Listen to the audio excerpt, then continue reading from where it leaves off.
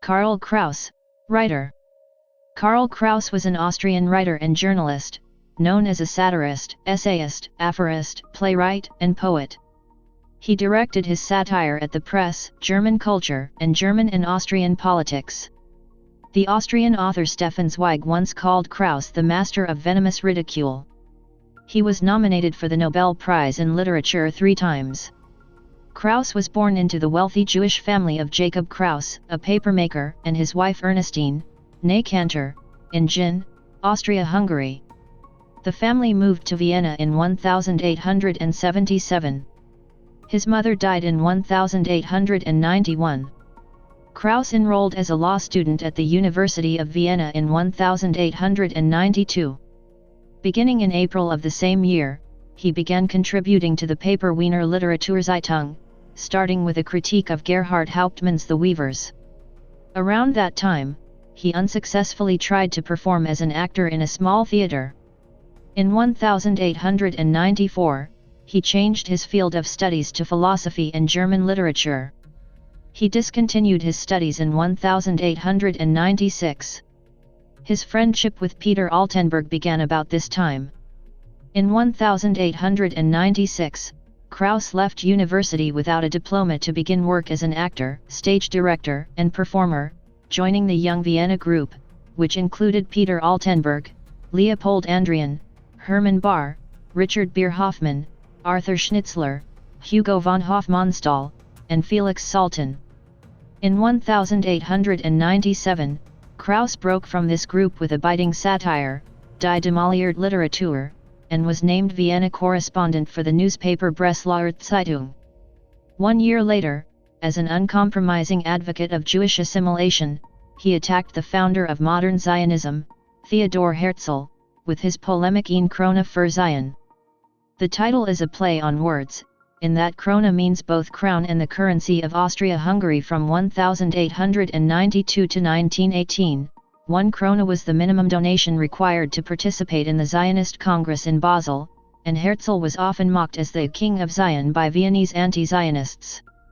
On April 1, 1899, Kraus renounced Judaism, and in the same year he founded his own newspaper, Die Fackel, which he continued to direct, publish, and write until his death, and from which he launched his attacks on hypocrisy, psychoanalysis, corruption of the Habsburg Empire, nationalism of the Pan-German movement, laissez-faire economic policies, and numerous other subjects.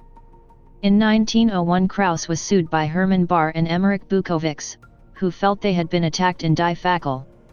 Many lawsuits by various offended parties followed in later years. Also in 1901, Kraus found out that his publisher, Maurice Frisch, had taken over his magazine while he was absent on a months-long journey. Frisch had registered the magazine's front cover as a trademark and published the Neue Fackel. Kraus sued and won. From that time, Die Fackel was published by the printer Jehuda and Siegel. While Die Fackel at first resembled journals like Die Welt Berne, it increasingly became a magazine that was privileged in its editorial independence, thanks to Kraus's financial independence. Die Fackel printed what Kraus wanted to be printed. In its first decade, contributors included such well-known writers and artists as Peter Altenburg, Richard Demel, Egon Friedel, Oskar Kokoschka, Else Lasker Schuller, Adolf Loos, Heinrich Mann, Arnold Schönberg, August Strindberg, George Treichel, Frank Wedekind, Franz Werfel, Houston Stewart Chamberlain and Oscar Wilde. After 1911, however, Kraus was usually the sole author. Kraus's work was published nearly exclusively in Die Fackel, of which 922 irregularly issued numbers appeared in total. Authors who were supported by Kraus include Peter Altenburg, Else Lasker Schuller, and George Treichel. Die Fackel targeted corruption, journalists, and brutish behavior. Notable enemies were Maximilian Harden, Maurice Benedict, Alfred Kerr, Hermann Bahr, Imre Bekesi and Johann Schober. In 1902, Kraus published Sittlichkeit und Kriminalität, for the first time commenting on what was to become one of his main preoccupations, he attacked the general opinion of the time that it was necessary to defend sexual morality by means of criminal justice. Starting in 1906, Kraus published the first of his aphorisms in Die Fackel. They were collected in 1909 in the book Sprüche und Widersprüche. In addition to his writings, Kraus gave numerous highly influential public readings during his career, put on approximately 700 one-man performances between 1892 and 1936 in which he read from the dramas of Bertolt Brecht, Gerhard Hauptmann, Johann Nestroy, Goethe, and Shakespeare, and also performed Offenbach's operettas, accompanied by piano and singing all the roles himself. Elias Canetti, who regularly attended Kraus's lectures, titled the second volume of his autobiography Die Fackel im Ohr in reference to the magazine and its author. At the peak of his popularity, Kraus's lectures attracted 4,000 people, and his magazine sold 40,000 copies. In 1904, Kraus supported Frank Wedekind to make possible the staging in Vienna of his controversial play Pandora's Box. The play told the story of a sexually enticing young dancer who rises in German society through her relationships with wealthy men but later falls into poverty and prostitution. These plays' frank depiction of sexuality and violence, including lesbianism and an encounter with Jack the Ripper, pushed against the boundaries of what was considered acceptable on the stage at the time. Wedekind's works are considered among the precursors of Expressionism, but in 1914, when Expressionist poets like Richard Demel began producing war propaganda, Kraus became a fierce critic of them. In 1907, Kraus attacked his erstwhile benefactor Maximilian Harden because of his role in the Eulenburg trial in the first of his spectacular Erledigungen. After 1911, Kraus was the sole author of most issues of Die Fackel. One of Kraus's most influential satirical literary techniques was his Detournement of Quotations. One controversy arose with the text Die Orgie, which exposed how the newspaper Neue Freie Presse was blatantly supporting Austria's Liberal Party's election campaign. The text was conceived as a guerrilla prank and sent as a fake letter to the newspaper. The enraged editor, who fell for the trick, responded by suing Kraus for disturbing the serious business of politicians and editors. After an obituary for Franz Ferdinand, who had been assassinated in Sarajevo on June 28, 1914, Die Fackel was not published for many months. In December 1914, it appeared again with an essay in Dieser großen Zeit. In Dieser großen Zeit, die ich nachgekend habe, wie es so klein war, die wieder klein worden word, wenn ihr diese noch Zeit bleibt, in dieser lauten Zeit, die Dröhnt von der Schauerlichen Symphonie der Taten, die Bericht Herverbringen, und der Bericht, welch Taten verschulden, in dieser Mogen sie von mir kein eigens Wort erwarten. In the subsequent time, Kraus wrote against the World War, and censors repeatedly confiscated or obstructed editions of Die Fackel. Kraus's masterpiece is generally considered to be the massive satirical play about the First World War, Die letzten Tage der Menschheit, which combines dialogue from contemporary documents with apocalyptic fantasy and commentary by two characters called the Grumbler and the Optimist. Kraus began to write the play in 1915 and first published it as a series of special Fackel issues in 1919. Its epilogue, Die letzte Nacht, had already been published in 1918 as a special issue. Edward Timms has called the work a faulted masterpiece and a fissured text because the evolution of Kraus's attitude during the time of its composition gave the text structural inconsistencies resembling a geological fault. Also in 1919, Kraus published his collected war texts under the title Weltjagd. In 1920, he published the satire Literatur oder Mannwort durch den as a reply to Franz Werfel's Spiegelmensch, an attack against Kraus. During January 1924, Kraus started a fight against Imre Bekkesy, publisher of the tabloid Die Stunde, accusing him of extorting money from restaurant owners by threatening them with bad reviews unless they paid him.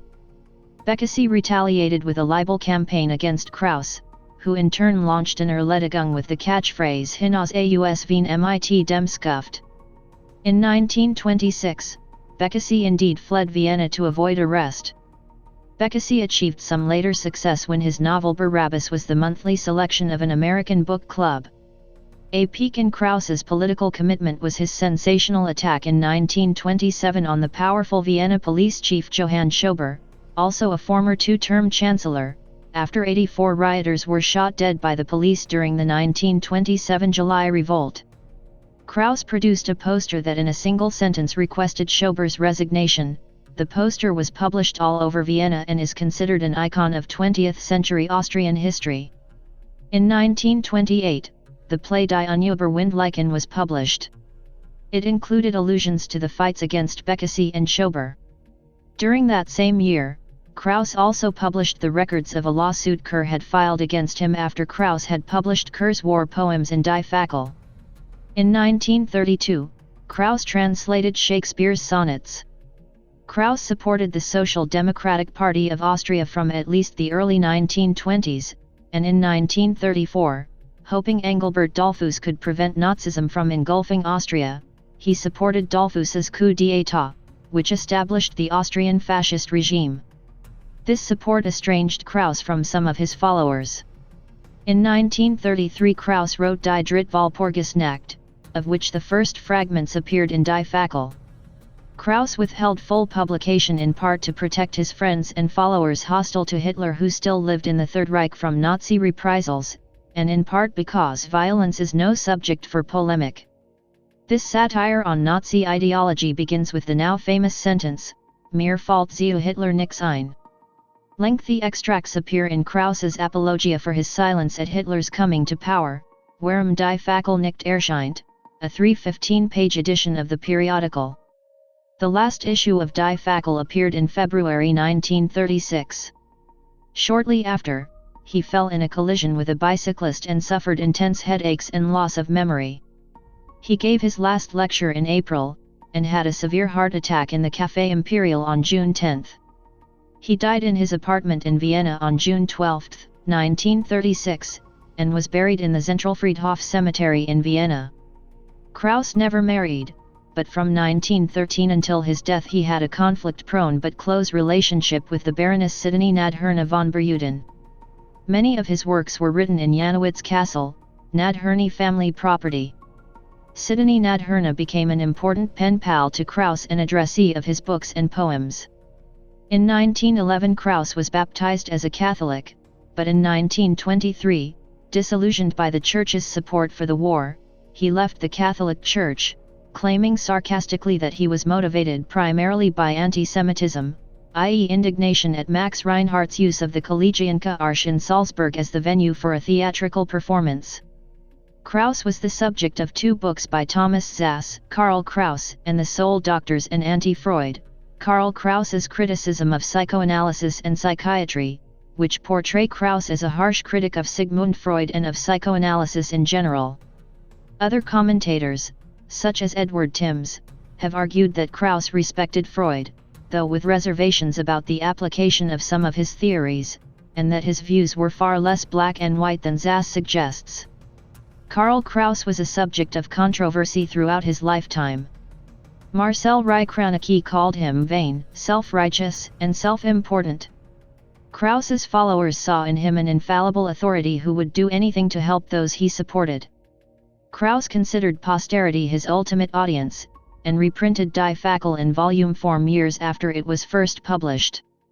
A concern with language was central to Kraus's outlook, and he viewed his contemporaries' careless use of language as symptomatic of their careless treatment of the world.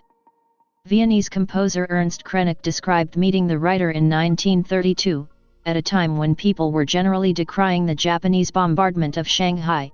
I met Karl Kraus struggling over one of his famous comma problems. He said something like, "I know that everything is futile when the house is burning.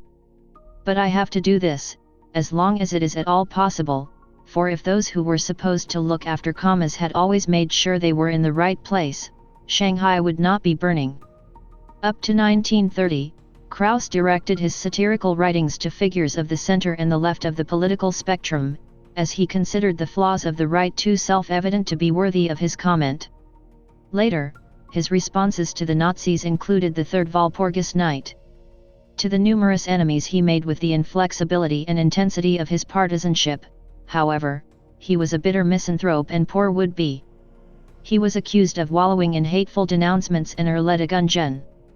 Along with Karl Valentin, he is considered a master of gallows humor. Giorgio Agamben compared Guy Debord and Kraus for their criticism of journalists and media culture. Gregor von Retzorai wrote of Kraus, "Life stands as an example of moral uprightness and courage which should be put before anyone who writes, in no matter what language. I had the privilege of listening to his conversation and watching his face, lit up by the pale fire of his fanatic love for the miracle of the German language and by his holy hatred for those who used it badly." Kraus's work has been described as the culmination of a literary outlook. Critic Frank Field quoted the words Bertolt Brecht wrote of Kraus, on hearing of his death, as the epic raised its hand to end its own life, he was the hand. Some works have been reissued in recent years.